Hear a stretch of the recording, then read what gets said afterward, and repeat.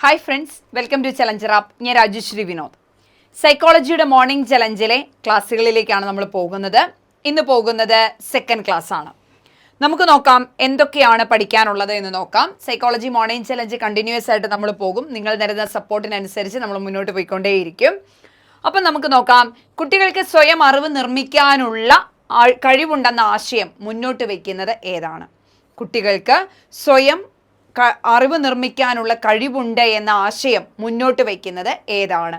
Constructivism അഥവാ ജ്ഞാനനിർമ്മിതിവാദത്തിലാണ് സ്വയം അറിവ് നിർമ്മിക്കാനുള്ള കഴിവുണ്ട് എന്ന ആശയം മുന്നോട്ട് വയ്ക്കുന്നത്. സ്വയം അറിവ് നിർമ്മിക്കാനുള്ള കഴിവുണ്ടെന്ന ആശയം മുന്നോട്ട് വയ്ക്കുന്നത് ജ്ഞാനനിർമ്മിതിവാദം അഥവാ കൺസ്ട്രക്റ്റിവിസമാണ്.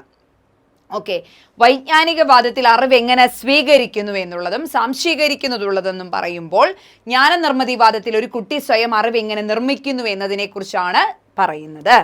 ജീവിതഘട്ടങ്ങളിലെ ഏറ്റവും ദൈർഘ്യമേറിയ ഘട്ടം ഏതാണ്? ജീവിതഘട്ടങ്ങളിലെ ഏറ്റവും ദൈർഘ്യമേറിയ ഘട്ടം എന്ന് പറയുന്നത് 19 വയസ്സ് മുതൽ 60 വയസ്സ് വരെയുള്ള അഡൽട്ട്ഹുഡ് അഥവാ പ്രായപൂർത്തി ഘട്ടമാണ് എന്ന് പഠിച്ചു വയ്ക്കുക. ഇമ്പോർട്ടൻ്റ് ആണ്.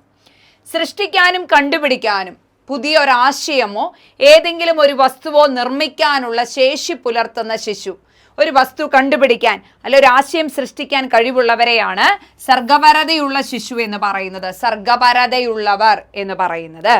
പ്രീ പ്രൈമറി വിദ്യാഭ്യാസത്തിന്റെ ഉപജ്ഞാതാവ് ആരാണ്? ഫ്രോബൽ ആണ്. പ്രീ പ്രൈമറി വിദ്യാഭ്യാസത്തിന്റെ ഉപജ്ഞാതാവ് എന്നറിയപ്പെടുന്നത് ആരാണ്? ഫ്രോബൽ ആണ് എന്ന് കാണാനായിട്ട് സാധിക്കും. അത് കാണാതെ പിടിച്ചു വയ്ക്കുക കേട്ടോ. പിൽക്കാല ബാല്യത്തെ മനഃശാസ്ത്രജ്ഞർ വിളിച്ചിരുന്ന പേരെന്താണ്? പിൽക്കാല ബാല്യം എന്ന് പറയുന്നത് എത്ര വയസ്സ് മുതലാ?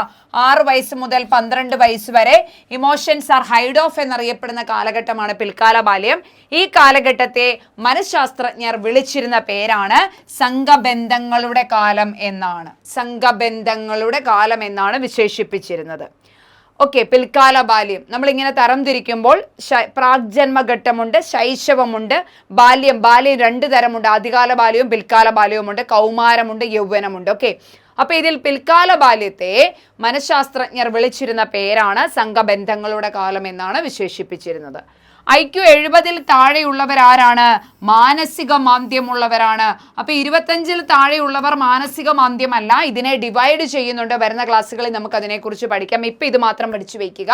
IQ 70 താഴെയുള്ള കുട്ടികൾ ആരാണ്? മാനസിക മാന്ദ്യമുള്ളവർ എന്ന് പഠിച്ചു വയ്ക്കുക. മനുഷ്യന്റെ വികാസപരമായ ആവശ്യങ്ങളെ ഒരു ശ്രേണിയായി അവതരിപ്പിച്ചത്. ഓക്കെ, അപ്പൊ ഹൈറാർക്കി ഓഫ് നീഡ്സ് ആരുടേതാണ് എന്ന് ചോദിച്ചാൽ ഹൈറാർക്കി ഓഫ് നീഡ്സ് ആരുടേതാണ്? നമുക്കറിയാം, അബ്രഹാം മാസ്ലോയുടേതാണ്. ഹൈറാർക്കി ഓഫ് നീഡ്സ് എന്ന് പറയുന്നത് അബ്രഹാം മാസ്ലോവിൻ്റെതാണ്. പഠിച്ചു വയ്ക്കുക. രചനാന്തര പ്രജനന വ്യാകരണം ട്രാൻസ്ഫോർമേഷണൽ ജനറേറ്റീവ് ഗ്രാമർ ആരുടേതാണ്? നോം ചോംസ്കിയൻ കോൺസെപ്റ്റ് ആണ്. രചനാന്തര പ്രജനന വ്യാകരണം അഥവാ ട്രാൻസ്ഫോർമേഷണൽ ജനറേറ്റീവ് ഗ്രാമർ.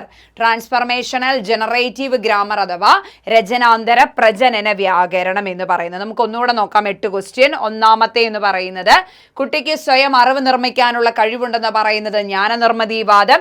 ജീവിതഘട്ടങ്ങളിലെ ഏറ്റവും ദൈർഘ്യമേറിയ ഘട്ടം പ്രായപൂർത്തി എന്ന് പറയുന്നു.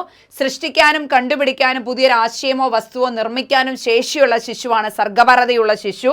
പ്രീ പ്രൈമറി വിദ്യാഭ്യാസത്തിന്റെ ഉപജ്ഞാതാവ് ഫ്രോബൽ ആണെന്ന് പഠിച്ചു വയ്ക്കുക. പിൽക്കാല ബാല്യത്തെ മനഃശാസ്ത്രജ്ഞർ വിളിച്ചിരുന്ന പേര് സംഘബന്ധങ്ങളുടെ കാലം എന്ന് പഠിച്ചു വയ്ക്കുക. IQ 70 താഴെയുള്ളവർ മാനസിക മാന്ദ്യമുള്ളവരെന്ന് പഠിച്ചു വയ്ക്കുക. മനുഷ്യന്റെ വികാസപരമായ ആവശ്യങ്ങളെ ശ്രേണിയായി അവതരിപ്പിച്ചത് എബ്രഹാം മാസ്ലോയാണ്. രചനാന്തര പ്രജനന വ്യാകരണം എന്ന കോൺസെപ്റ്റ് എന്താണ്? നോം ചോംസ്കിയുടേതാണ്. രചനാന്തര പ്രജനന വ്യാകരണം. ഭാഷാശാസ്ത്രജ്ഞൻ, ആധുനിക ഭാഷാശാസ്ത്രത്തിന്റെ പിതാവ് എന്നറിയപ്പെടുന്നു. ആര്? Noam Chomsky. ആധുനിക ഭാഷാശാസ്ത്രത്തിന്റെ പിതാവ് ആരാണ്? ശാസ്ത്രത്തിന്റെ പിതാവ് എന്നറിയപ്പെടുന്നത് ആരാണ്? നോം ചോംസ്കി ആണെന്ന് പഠിച്ചു വയ്ക്കുക കേട്ടോ. ഓക്കെ, സമഗ്രതാവാദം ജസ്റ്റാൾട്ടിസം ഉപജ്ഞാതാവ് ആരാണ്? മാക്സ് വെർത്തീമർ ആണ്. സമഗ്രതാവാദത്തിന്റെ ഉപജ്ഞാതാവ് മാക്സ് വെർത്തീമർ ആണ്.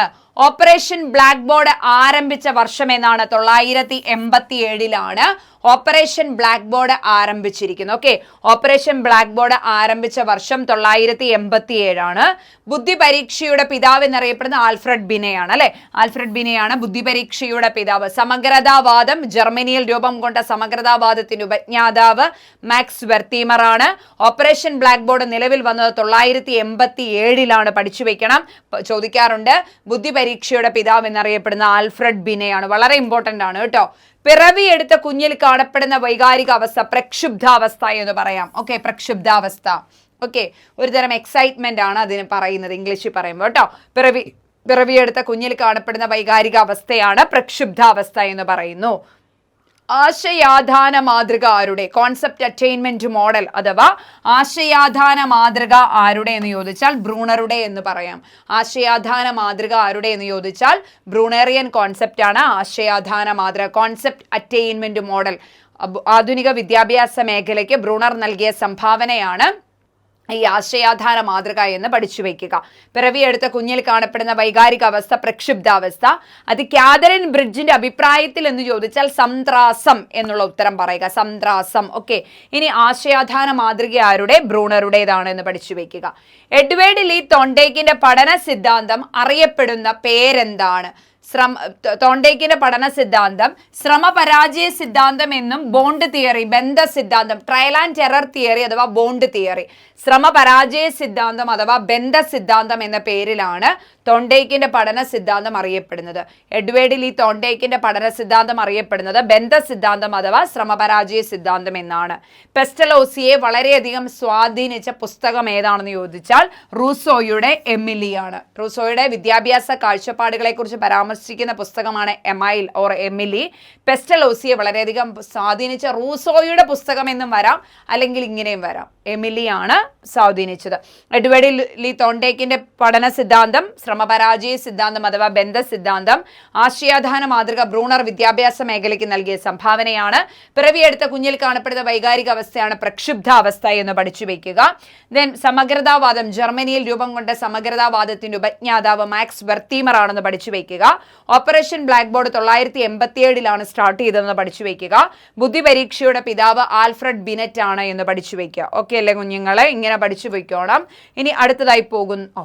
ഓക്കെ, ഏകദേശം നമ്മൾ 15ഓളം ക്വസ്റ്റ്യൻസ് ആണ് ഹാൻഡിൽ ചെയ്തിരിക്കുന്നത്. സോറി, ഞാൻ കൂടുതലുണ്ടെന്ന് വിചാരിച്ചു കേട്ടോ.